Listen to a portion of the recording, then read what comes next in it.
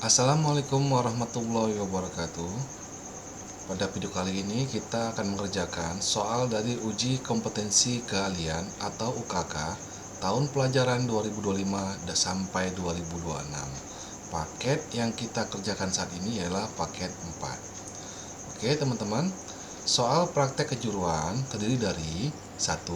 Satuan pendidikan yaitu sekolah menengah kejuruan atau SMK. Konsentrasi kalian yaitu jurusan Rekayasa Pekaluna atau jurusan RPL. Kode soal KM25.4.1.1. Alokasi waktu pengerjaan selama 9 jam. Jadi paket 4 ini adalah waktu yang paling kecil di antara paket-paket soal lainnya. Bentuk soal yaitu penugasan perorangan, judul tugas, pengembangan aplikasi peminjaman buku. Oke, kita lanjut teman-teman. Sini poin pertama adalah petunjuk umum. Terdapat 5 poin. Salah satunya ialah SOP atau Standard Operating Procedure. Teman-teman bisa baca. Lalu poin kedua daftar peralatan. Nah, ini peralatan ini disiapkan oleh pihak sekolah, terutama pada lab komputer jurusan RPL ya. Nah, dapat ada nama, alat dan bahan ya. Nah, ini teman-teman bisa lihat yang diperlukan untuk mendukung pengerjaan ujian UKK. Oke, poin 3 yaitu soal dan tugas. Judulnya pengembangan aplikasi peminjaman buku. Tugas praktek deskripsinya sebagai berikut. Anda sebagai seorang calon programmer diminta untuk membuat aplikasi perpustakaan sekolah digital berbasis web. Nah, jadi sini teman-teman menggunakan aplikasi web ya, ditentukan yang bertujuan untuk memudahkan siswa dan admin perpustakaan dalam peminjaman dan pendataan buku. Aplikasi ini dapat dipergunakan oleh seluruh warga sekolah serta seluruh siswa-siswi sekolah tersebut. Aplikasi ini dibuat untuk menjawab tantangan digitalisasi tentang peminjaman buku secara digital. Aplikasi ini berjalan tidak menggunakan internet alias offline, hanya berjalan dengan koneksi lokal menggunakan localhost. Jadi teman-teman, saya jelaskan di sini pada soal diminta kita mengerjakan sebuah aplikasi peminjaman buku atau perpustakaan sekolah digital berbasis website. Di sini menggunakan localhost. Saya sini paling cocok menggunakan software XAMPP PHP MyAdmin karena terdapat localhost di dalamnya. Oke teman-teman, kita lanjut. Oke, di sini adalah bentuk flowchart dari pengerjaan tahapan-tahapan dari soal UKK, pengembangan aplikasi peminjaman buku paket 4. Ini bentuk flowchart ya teman-teman. Ada start, login. Nah, if login, jika kita masuk sebagai admin, maka kita input username password. Oke. Jika password itu validasi password misal salah, kita kembali ke menu input username dan password. Dan jika benar, kita masuk ke dashboard admin. Terdapat pilihan menu. Yang pertama, kelola data buku. Nah, ini ya. Jika dia benar, maka akan masuk ke form kelola data buku dan melakukan CRUD. Jika data salah, maka masuk ke menu transaksi. Lalu jika data benar, maka menuju ke transaksi dan melakukan CRUD data transaksi. Dan jika data transaksi sudah dikerjakan, maka kita akan lanjut ke kelola data anggota.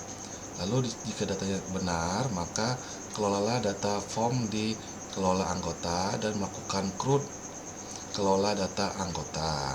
Sampai sini, jika semua data false, maka akan kembali ke dashboard admin ya. Jika benar, maka kita akan selesai. Lalu untuk if, ini ya, simbol if login, kita login sebagai siswa. Anggota, jika plus maka daftar dulu anggotanya, berarti keanggotaannya belum terdaftar. Jika benar anggotanya sudah terdaftar, masukkan input username dan password, lalu validasi. Jika benar, maka jika benar user yang password yang dimasukkan, maka akan masuk ke dashboard siswa. Jika salah, kita akan kembali ke form input login ya. Di dashboard siswa kita pilih menu peminjaman buku. Jika data itu benar, maka kita akan masuk ke form peminjaman buku dan melakukan peminjaman. Dan jika data ini tidak benar, maka kita akan menuju ke menu pengembalian buku. Jika sudah benar datanya, menuju ke form pengembalian buku, lalu melakukan pengembalian buku. Dan jika data ini semua tidak bisa digunakan, maka kita akan kembali ke dashboard siswa. Dan jika sudah dilakukan dengan benar, maka kita akan selesai mengerjakannya. Oke teman-teman, inilah bentuk flowchart ya, agak ribet juga, bukan ribet macam sih, tapi terlalu banyak kali strukturalnya ya, dalam fungsi-fungsinya, if dan operasionalnya. Saya rasa ini terlalu ribet. Betulnya simple, tapi dibuat ribet agar membingungkan para siswa ini. Saya buat simple flowchartnya bisa, atau dibuat sederhana mungkin agar dapat dipahami oleh pengguna. Oke teman-teman, sampai sini sudah paham. Kita lanjut langkah kerja. Yang pertama, lakukan pemeriksaan komputer yang Anda gunakan. Apakah semua aplikasi yang Anda buka sudah tersedia? Jadi cek komputer Anda saat melakukan UKK teman-teman, apakah sudah terinstall software editornya dan juga software exam PP-nya atau software lainnya yang mendukung pembuatan database. Oke. 2. Buatlah aplikasi sesuai dengan flow map sistem usulan yang disediakan. Nah, flow map ini ya. Ini flow map yang bentuk flowchart. Rancang tampilan user interface dari aplikasi yang dibuat. Jadi kita akan merancang tampilannya terlebih dahulu, lalu kita setelah rancangan selesai baru kita membuat aplikasinya. 4. Hubungkan aplikasi dengan basis data. Jadi sini menghubungkan aplikasi berbasis website dengan database atau basis data. Sini saya menggunakan PHPMyAdmin ya. 5. Lakukan debugging. Untuk pemeriksaan apakah terjadi lambat ataupun error pada pengkodingannya. 6. Buatlah dokumentasi dan manual singkat menggunakan aplikasi pengolahan kata. Jadi teman-teman di sini sepertinya masih menggunakan metode waterfall atau air terjun. Dibuktikan dengan pengumpulan satu folder proyek aplikasi coding lengkap. 2. Database dengan ekstensi tipe SQL. Ini bisa format untuk database di PHPMyAdmin ya teman-teman. 3. Dokumentasi ERD, deskripsi program, dokumentasi fungsi dan prosedur, dan debugging untuk agar program tidak lambat dan agar program bisa cepat dan efisien. 4. Laporan evaluasi singkat. Jadi sih teman-teman, intinya teman-teman tidak hanya membuat sebuah aplikasi, tetapi juga diminta membuat sebuah presentasi singkat. Lebih baik saya sarankan menggunakan PowerPoint ya. Ini hasil yang diharapkan. Pembuatan program pengembangan aplikasi peminjaman buku ini adalah ya, fiturnya 1. Untuk level admin dapat melakukan login, terus melakukan pemilihan menu, terus melakukan CRUD untuk level admin. Untuk level user dapat melakukan login, dapat melakukan peminjaman buku, dan dapat melakukan pengembalian buku. Ini sangat simpel nih. Saya rasa ini mudah dipahami ya. Ini saya ini udah paham ya. Terus fitur-fiturnya untuk daftar user dan admin. Oke. Untuk login user dan admin bisa juga aksesnya. Untuk fitur pemilihan menu user dan admin bisa melakukannya. Untuk melakukan CRUD transaksi user dan admin. Transaksinya bisa user bisa admin juga ya. Untuk proses peminjaman buku, melakukan CRUD data buku hanya admin, user tidak bisa. Untuk melakukan CRUD kelola data anggota hanya admin, user tidak bisa. Pencarian untuk kondisi tertentu atau pencarian data, user bisa, admin bisa. Oke teman-teman, sekilas telah saya bahas mengenai soal-soalnya ini. Selamat dan sukses. Ini kata terakhir dari soalnya. Oke teman-teman, pertama-tama kita akan membuat dulu folder baru. Sebelum kita membuat folder baru atau folder proyeknya, di sini saya menggunakan software XAMPP Control Panel V3.2.2 ya. Yang saya aktifkan di sini Apache dan MySQL saya runningkan dan berjalan dengan baik. Lalu tahapan selanjutnya saya membuat folder ya, folder proyek. Sini saya buka local disk C. Lalu di sini ada folder XAMPP, saya buka atau klik kanan pilih open. Nah, sini saya double klik saja. Lalu untuk tempat penyimpanan file aplikasinya saya buka htdoc ya, htdoc. Oke. Lalu saya akan membuat folder baru dengan nama purpose ya, nih ya yang saya blok ini purpose. Saya buka. Nah, di dalamnya ini terdapat file index atau coding file PHP atau file codingnya dengan database purpose tipenya SQL atau extensionnya .SQL. Oke teman-teman ya. Nah, saya sini hanya membuat satu coding program untuk semua akses level admin dan level user dalam peminjaman buku ya. Oke teman-teman, sekarang kita buka codingnya. Di sini saya menggunakan software editor Adobe Dreamweaver CS5 karena ini adalah software favorit saya. Kita akan membahas pertama kali yaitu coding bahasa pemrograman PHP atau perintah-perintah ya. Nah, tapi sebelum kita bahas ini, kita bahas dulu database-nya. Di sini kita bahas database. Nama database-nya saya buat purpose ya. Purpose seperti ini. Di dalam database purpose ini terdapat tabel buku, tabel transaksi, dan tabel user. Kita akan bahas dulu tabel user. Kita buka struktur.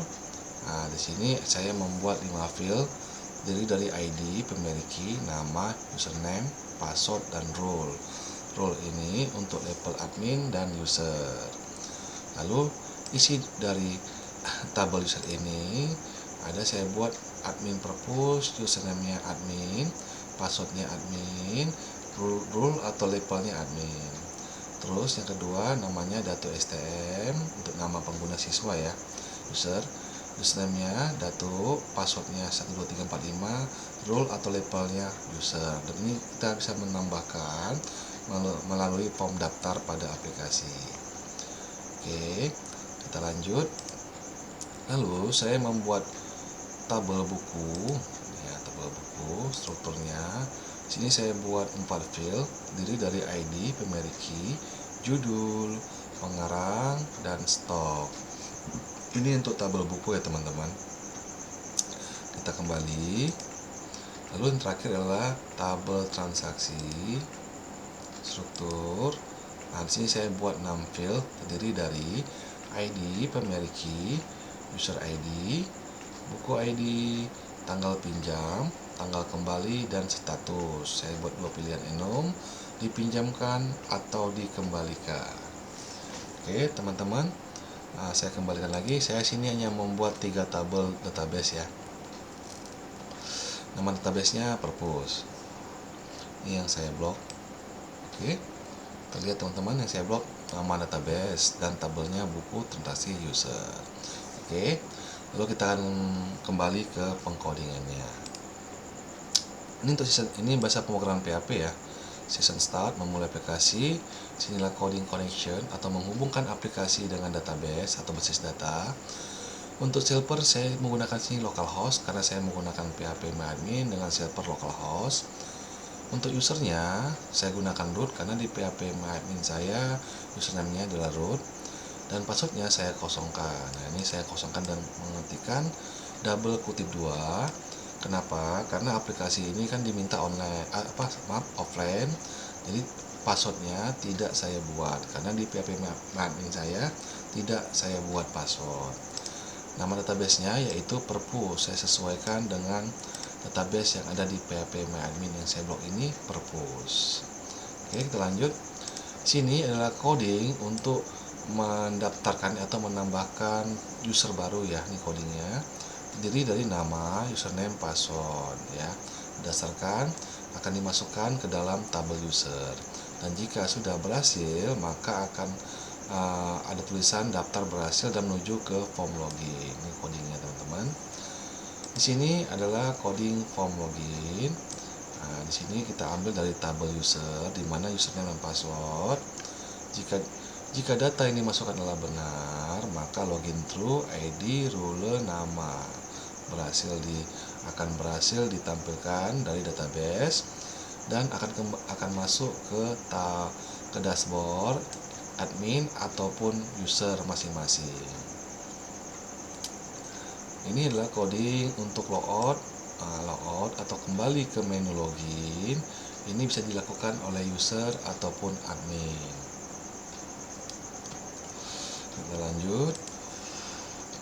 Ini adalah coding untuk melakukan pinjaman buku ya.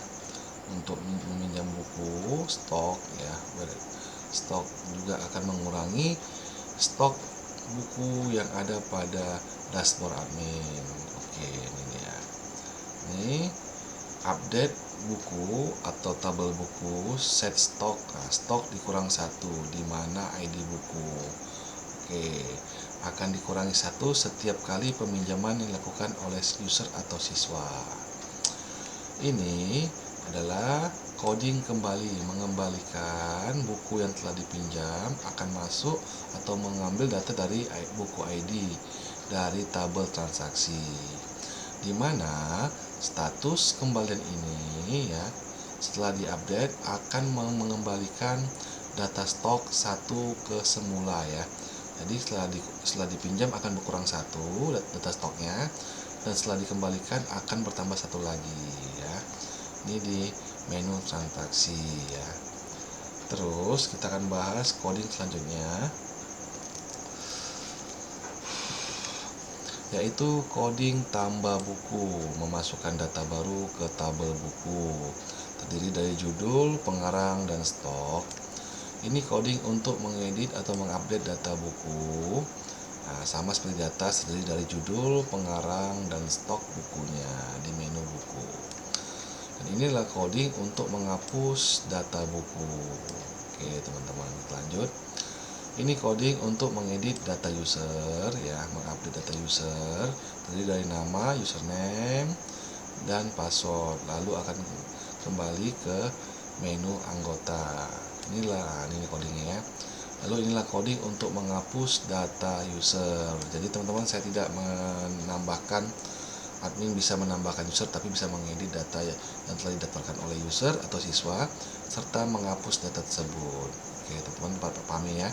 Saya tidak menambahkan coding untuk menginsert atau menambahkan user baru di admin. Itu semua dilakukan oleh user atau siswa ya.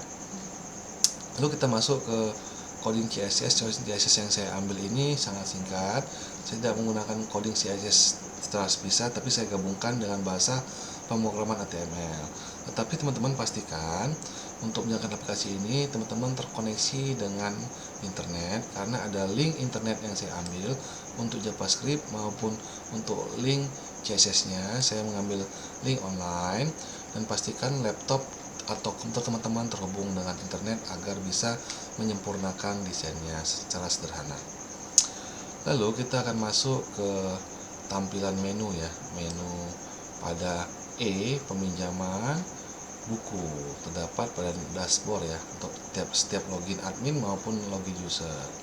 Untuk login admin terdapat dashboard, data buku, data transaksi, dan data anggota. Nah, ini dia untuk dashboard admin ya, dashboard admin. Dan untuk logout, pada masing-masing admin bisa melakukan logout ya. Terus untuk tombol masuk atau login, ini dia tombolnya pada halaman menu login. Dan untuk register atau daftar ada di menu form gabung gratis saya buat ya, atau form register atau daftar. Ini codingnya, navbar menunya. Nah, teman-teman bisa mengubah sesuai dengan kebutuhan teman-teman, karena saya sini langsung mengedit CSS-nya melalui coding HTML. Jadi desain kerangkanya menyatu. Lalu kita akan masuk ke form login.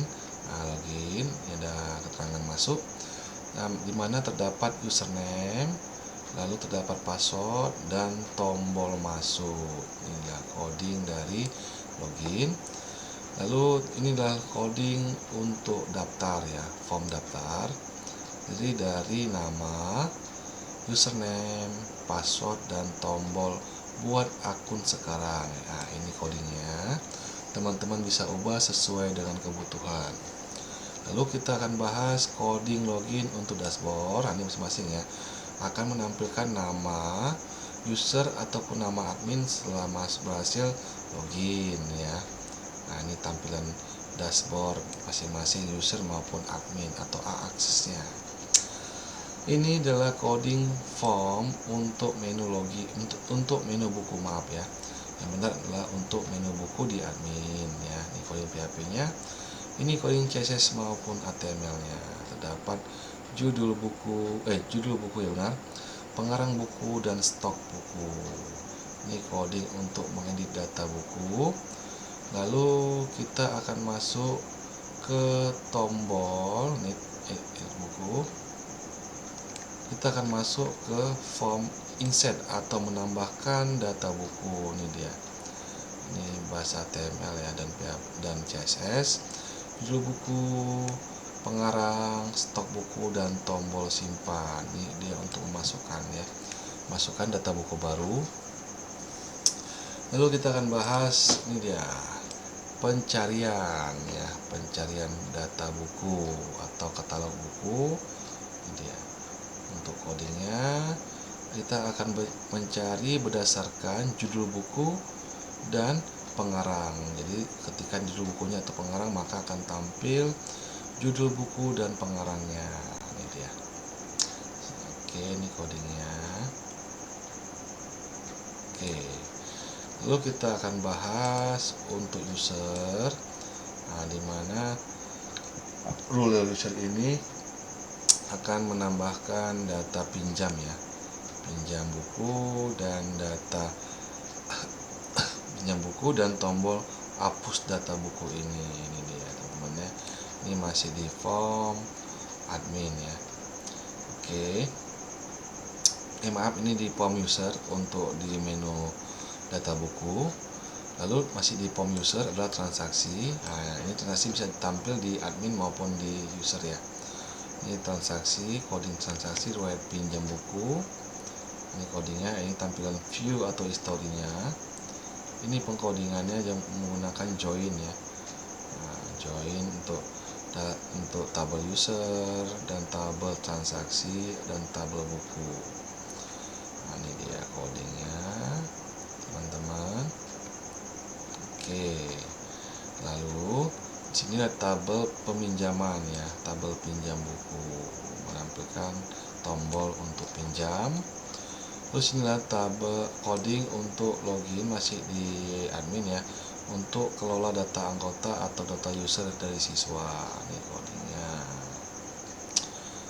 Oke ya, ini untuk menampilkan view list atau list data user yang didaftarkan ataupun data dari user yang baru mendaftar di form pendaftaran. Ini codingnya. Oke teman-teman, inilah berupa coding-coding yang saya buat.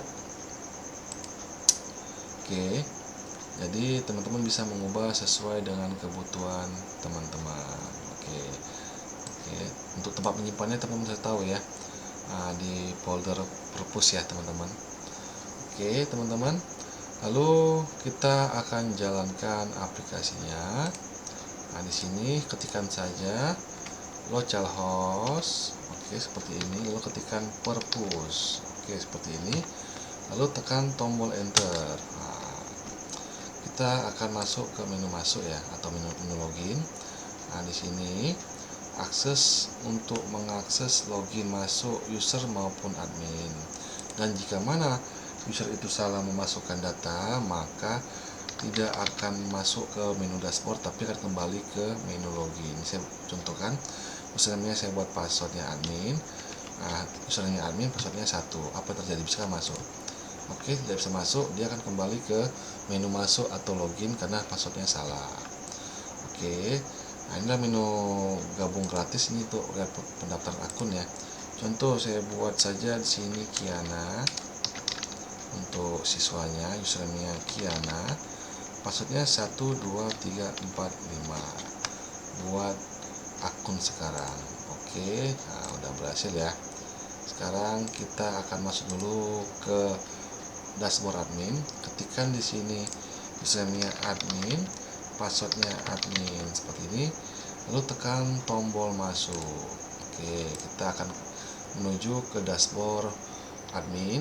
Nah, ada tulisan halo admin perpus, ada deskripsinya, buku adalah jendela dunia, mari baca buku hari ini. Ada tulisan hak akses admin. Lalu sini menu dashboard ya. Lalu kita akan masuk ke data buku, data bukunya. Sini form inputnya. Jadi kita bisa menambahkan data buku baru. Contoh data buku yang kita tambahkan misalnya bahasa Inggris seperti ini. Pengarangnya saya buat saja Erlangga. Oke.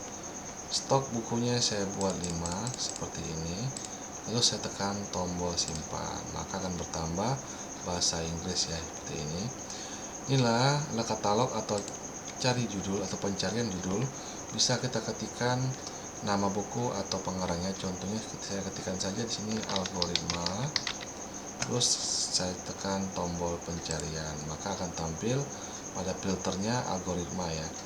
Oke teman-teman, sesuai dengan soal yang kita buat ya, nih ya soalnya. Pencarian, fitur pencariannya, pencarian untuk kondisi tertentu, user bisa, admin bisa. Ini udah berhasil teman-teman. Tadi untuk login untuk daftar user bisa, untuk login admin bisa ya. Oke, pencarian data kondisi tertentu admin bisa ya. Nah, ini ketiga ya. Lanjut, lalu kita masuk ke data buku ya. Kita masuk data buku, kita bisa ngedit data seperti ini, mengubah data ataupun menghapus data nih ya. Hapus data buku ini, jika tekan OK maka akan data algoritma akan terhapus, tapi tidak perlu menghapus, tekan tombol cancel. Lalu sini menu transaksi. Jadi admin sini meninjau atau memonitoring, memantau setiap yang dilakukan oleh user dalam peminjaman buku maupun pengembalian atau kembalian buku ya. Jadi sini keterangannya ada algoritma ya, buku algoritma, peminjamnya data STM, tanggal pinjam tanggal ini ya, pinjamnya. Tanggal kembalian belum karena belum dikembalikan. Oke, seterusnya masih dipinjam. Lalu sini ada data anggota. Nah, data anggota ini ada data STM maupun Kiana. Jadi sini bisa diedit ya, tekan tombol edit, maka di sini bisa mengedit nama anggota maupun mengubah username-nya ya. Oke teman-teman, sekarang kita batalkan saja. Oke, inilah tabel admin ya untuk peminjaman buku. Lalu kita akan logout, kita akan masuk ke username tadi kita daftarkan yaitu Kiana. Passwordnya 12345 ya. Lalu tekan tombol masuk. Oke, sini ada dashboard user. Halo Kiana. Oke, hak akses user yang di sini ya. Kita masuk ke data buku untuk melihat data buku apa saja yang telah diinput oleh admin. Di sini juga ada pencarian data buku ya. Contohnya saya buat saja matematika seperti ini. Tekan tombol pencarian maka akan tampil matematika. Oke, sudah benar ya. Nah, jadi user juga bisa melakukan pencarian untuk kondisi tertentu ya. Lalu tadi admin bisa menambahkan data transaksi, user juga bisa. Terus admin bisa mendatangkan data buku, tadi data buku ya admin bisa. Terus mengelola data anggota tadi admin bisa. Oke, sekarang kita akan ke user untuk melakukan CRUD transaksi ini ya. CRUD data buku, lalu transaksi ini ya, belum ada transaksi karena kita belum melakukan pinjaman. Sekarang kita akan meminjam ya. Untuk buku matematika tekan tombol pinjam ya, luar matematika, tanggal pinjam tanggal sekarang, kembaliannya belum ada tanggalnya karena seterusnya masih dipinjam. Jadi ya. maka otomatis stok pada buku matematika akan berkurang 1.